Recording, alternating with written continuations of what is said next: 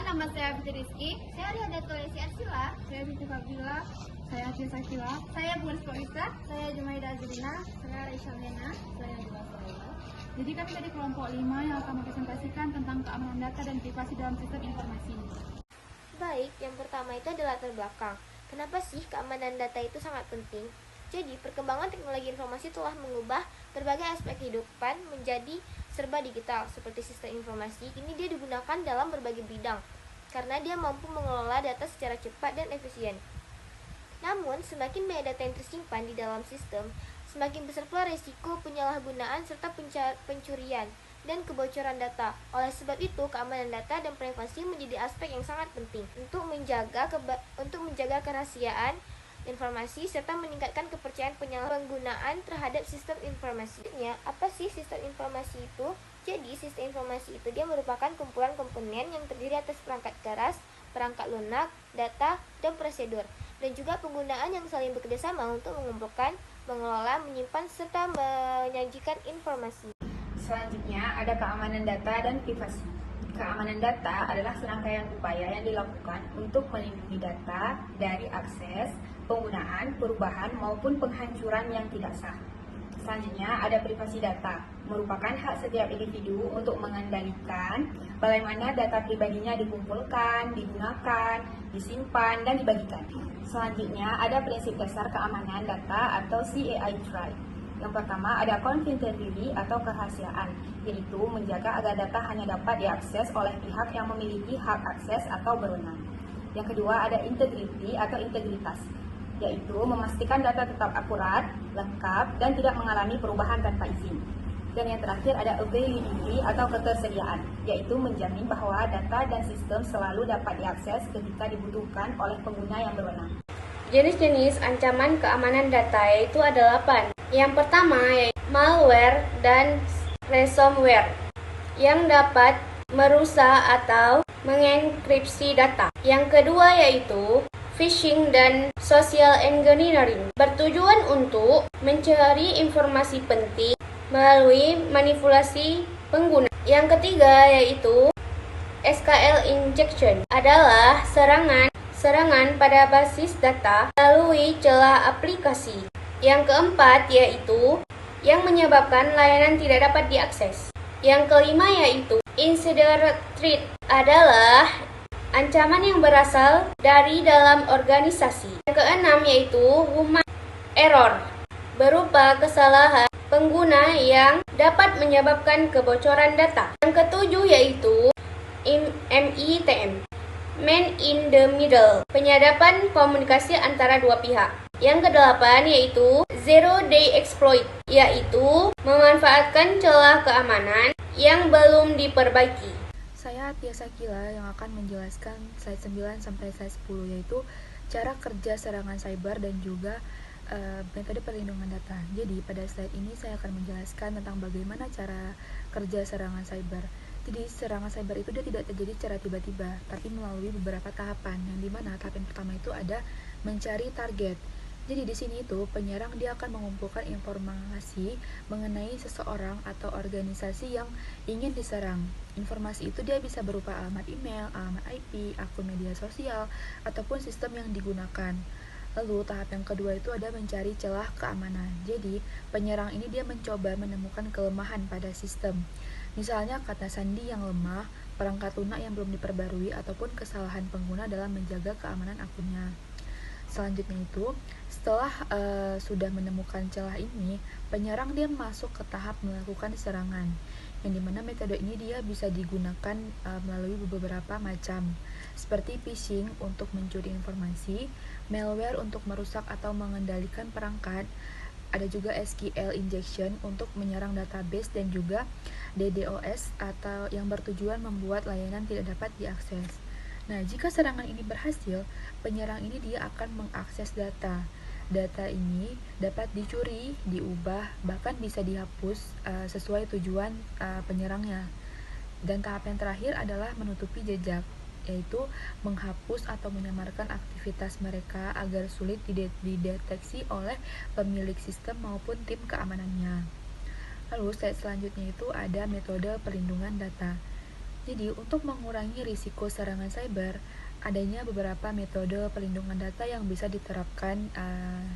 Yang pertama itu ada edukasi pengguna, yaitu memberikan pelatihan agar pengguna ini dia lebih waspada terhadap ancaman seperti phishing, penipuan online, dan juga penggunaan kata sandi yang aman.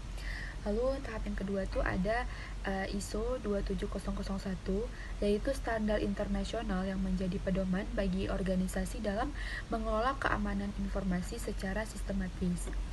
Yang ketiga ada SOP dan kebijakan privacy. Aturan ini dia mengatur bagaimana data ini dia dikumpulkan, disimpan, dan digunakan dan juga dilindungi agar tidak disalahgunakan. Selanjutnya ada security monitoring, yaitu pemantauan aktivitas sistem secara terus-menerus sehingga ancaman ini dia dapat dideteksi dan ditangani lebih cepat. Selain itu juga ada enskripsi, yaitu proses mengubah data menjadi kode sehingga hanya pihak yang memiliki kunci yang dapat membacanya. Lalu ada juga akses kontrol. Di sini dia yang membatasi akses data hanya kepada pengguna yang memiliki izin sehingga informasi penting dia tidak dapat diakses oleh orang sembarangan. Lalu juga ada perlindungan dengan firewall, yaitu sistem yang menyerang lalu lintas jaringan dan mencegah akses yang tidak sah ke dalam sistem. Dan yang terakhir ada backup data, yaitu membuat salinan data secara berkala. Jadi jika terjadi serangan, kerusakan, atau kehilangan data, data tersebut itu dia dapat dipulihkan sehingga aktivitas organisasi atau seseorang itu dia dapat tetap berjalan. Jadi serangan cyber ini biasanya dilakukan melalui beberapa tahapan yang terencana. Oleh karena itu, penerapan berbagai metode perlindungan data juga sangat penting untuk menjaga keamanan informasi, keamanan data, mencegah kebocoran data, dan meminimalkan dampak jika terjadi serangan. Saya akan melanjutkan materi regulasi dan kebijakan perlindungan data. Yang pertama ada UU Perlindungan Data Pribadi, UU 027 tahun 2022. Mengatur pengumpulan, penggunaan, penyimpanan, dan penghapusan data pribadi. Yang kedua ada General Data Protection Regulation atau GDPR. Regulasi perlindungan data di Uni Eropa menjadi acuan banyak negara. Yang ketiga ada tujuan regulasi. Yang pertama ada melindungi hak pemilik data, kedua memberikan kepastian hukum, yang ketiga meningkatkan tanggung jawab organisasi. Studi kasus pelanggaran data. Indonesia telah mengalami berbagai kasus kebocoran pada lembaga pemerintah, platform digital, e-commerce, maupun sektor keuangan digital. Data yang bocor meliputi identitas pengguna, nomor telepon, alamat, hingga informasi kesehatan. Kasus-kasus tersebut menunjukkan bahwa kelemahan sistem keamanan dapat memberikan dampak besar bagi masyarakat maupun organisasi. Dampaknya menyalahgunakan identitas, penipuan, kerugian ekonomi, turunnya kepercayaan masyarakat. Sekian dari saya. Saya Fitri yang akan menjelaskan slide 13 dan 14 tentang studi kasus pelanggaran data, tantangan dan solusi.